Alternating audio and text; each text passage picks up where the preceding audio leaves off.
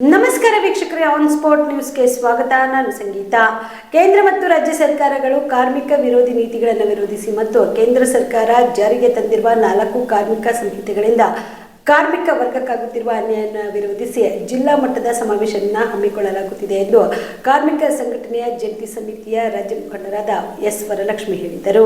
ಕಲಬುರಗಿಯ ಪತ್ರಿಕಾ ಭವನದಲ್ಲಿ ಕರೆದ ಸುದ್ದಿಗೋಷ್ಠಿಯನ್ನು ಉದ್ದೇಶಿಸಿ ಮಾತನಾಡಿದ ಅವರು, ಫೆಬ್ರವರಿ 1ರಂದು ನಗರದ ಜಿಲ್ಲಾ ಕಾಂಗ್ರೆಸ್ ಕಚೇರಿಯ ಮೊದಲನೇ ಮಹಡಿಯ ಗಾಂಧಿ ಭವನದಲ್ಲಿ ನಡೆಯಲಿರುವ ಸಮಾವೇಶದಲ್ಲಿ ಕೇಂದ್ರ ಸರ್ಕಾರ ತಂದಿರುವ 4 ಕಾರ್ಮಿಕ ಸಂಹಿತೆಗಳನ್ನು ವಿರೋಧಿಸಿ ಮತ್ತು ರಾಜ್ಯ ಸರ್ಕಾರ ಅವುಗಳನ್ನು ಅನುಷ್ಠಾನಗೊಳಿಸುವ ರೀತಿಯಲ್ಲಿ ವರ್ತಿಸುತ್ತಿರುವ ರಾಜ್ಯ ಸರ್ಕಾರದ ವಿರುದ್ಧ ಫೆಬ್ರವರಿ 12ರಂದು ಅಖಿಲ ಭಾರತ ಮುಷ್ಕರದ ಯಶಸ್ವಿಗಾಗಿ ತಯಾರಿ ವಿವರಗಳನ್ನು ಕುರಿತು ಚರ್ಚಿಸಲಾಗುವುದು ಎಂದರು. ಇನ್ನು ಈ ಸಮಾವೇಶದಲ್ಲಿ 200ಕ್ಕೂ ಹೆಚ್ಚು ಜನ ಕಾರ್ಮಿಕರು ಮತ್ತು ಮುಖಂಡರು ಭಾಗವಹಿಸಲಿದ್ದಾರೆ ಎಂದು ತಿಳಿಸಿದರು. ವಿವರಿಸಿದಂತೆ ಕಾರ್ಮಿಕ ಸಂಘಟನೆಗಳ ಜಂಟಿ ವೇದಿಕೆ ಮತ್ತು ಸಂಯುಕ್ತ ಕರ್ನಾಟಕ ಹೋರಾಟ ಇದೆರಡೂ ಸೇರಿ ಕರ್ನಾಟಕದಲ್ಲಿ ಫೆಬ್ರವರಿ 12ನೇ ತಾರೀಕಿಗೆ ಅಖಿಲ ಭಾರತ ಸಾರ್ವತ್ರಿಕ ಮುಷ್ಕರವನ್ನು ನಡೆಸಬೇಕು.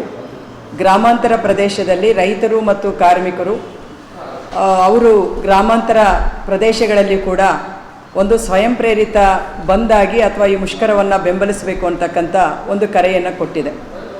ಯಾಕೆ ಈ ಹೋರಾಟ ಅಂತ ಹೇಳಿದರೆ, ತಮಗೀಗಲೇ ಗೊತ್ತಾಗದಾಗೆ ಕಾರ್ಮಿಕ ಸಂಘಟನೆಗಳು ಕಾರ್ಮಿಕರ ಹಿತಾಸಕ್ತಿಗಾಗಿ ಹಲವು ವರ್ಷಗಳಿಂದ ನಾವು ಹೋರಾಟಗಳನ್ನು ನಡೆಸ್ಕೊಂಡು ಬರ್ತಾ ಇದ್ದೀವಿ. 2019-20ರಲ್ಲಿ ಲೋಕಸಭೆಯಲ್ಲಿ ನಮ್ಮ ದೇಶದ 29 ಕಾರ್ಮಿಕ ಕಾನೂನುಗಳನ್ನು ರದ್ದುಗೊಳಿಸಿ 4 ಸಂಹಿತೆಗಳನ್ನಾಗಿ ತಂದಿದ್ರು. 2019-20ರಲ್ಲಿ ಲೋಕಸಭೆಯಲ್ಲಿ ಪಾಸಾಗಿದ್ದರೂ ಕೂಡ ಅದನ್ನು ಜಾರಿ ಮಾಡಲಿಕ್ಕೆ ಸರ್ಕಾರಗಳು ಒಂದು ಸ್ವಲ್ಪ ಹಿಂಜರಿದಿದ್ವು.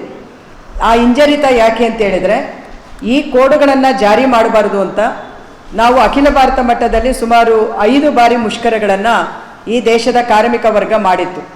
ಹಾಗಾಗಿ ಅವರು ಸ್ವಲ್ಪ ಅದನ್ನು ಮಾಡಬೇಕಾ ಬೇಡವಾ ಅನ್ನುವ ರೀತಿಯಲ್ಲಿದ್ದರು. ಆದರೆ ಈ ಸಾರಿ ಮೈನರ್ ಮೆಜಾರಿಟಿಯಲ್ಲಿ ಬಂದರೂ ಕೂಡ ಏನಾದರೂ ಮಾಡಿ ಬಂಡವಾಳಗಾರರ ಹಿತವನ್ನು ರಕ್ಷಣೆ ಮಾಡಬೇಕು.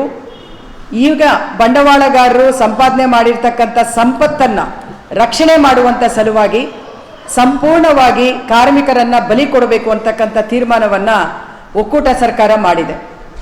ಇದು ಮಾತ್ರ ಅಲ್ಲ, ಅವರು ತಂದಿರುವಂಥ ಈ 4 ಕೋಡುಗಳೇನಿದ್ದಾವೆ, ಈ 4 ಕೋಡುಗಳಿಂದ ಇನ್ನು ಮುಂದೆ ನಮ್ಮ ದೇಶದ ಒಳಗಡೆ 100ಕ್ಕೆ 80% ಕಾರ್ಮಿಕರು ಯಾವುದೇ ಕಾನೂನುಗಳ ಇವತ್ತೇನು ಒಂದು ರಕ್ಷಣೆಯ ಕೋಟೆಯಾಗಿದ್ವು ಅದರಿಂದ ಇವತ್ತು ಹೊರಗಡೆ ಬರ್ತಾರೆ. ಎರಡನೇದು, ನಮಗೆ ಸ್ಟ್ರೈಕಿಂಗ್ ಪವರ್ ಇರಲ್ಲ, ಮುಷ್ಕರದ ಹಕ್ಕಿರಲ್ಲ.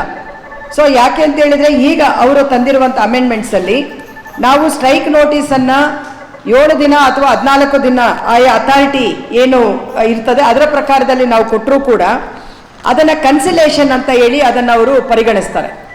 ಒನ್ಸ್ ಕನ್ಸಿಲೇಷನ್ ಸ್ಟಾರ್ಟ್ ಆಯಿತು ಅಂತ ಹೇಳಿದ್ರೆ ಯಾರೂ ಕೂಡ ನಾವು ಸ್ಟ್ರೈಕ್ ಮಾಡುವ ಆಗಿಲ್ಲ.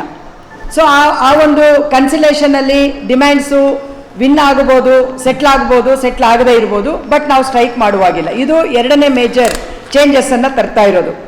ಸೊ ನಾವು ಕೇಳುವುದು, ಮುಷ್ಕರದ ಹಕ್ಕು ಅನ್ನುವಂಥದ್ದು ನೈಸರ್ಗಿಕವಾಗಿ ಸ್ವಾಭಾವಿಕವಾಗಿ ಒಂದು ಮನುಷ್ಯನಿಗೆ ಇರ್ತಕ್ಕಂಥ ಒಂದು ರೈಟ್ ಅದು, ಮತ್ತು ನಮ್ಮ ಸಂವಿಧಾನಬದ್ಧವಾದಂಥ ಒಂದು ಹಕ್ಕು.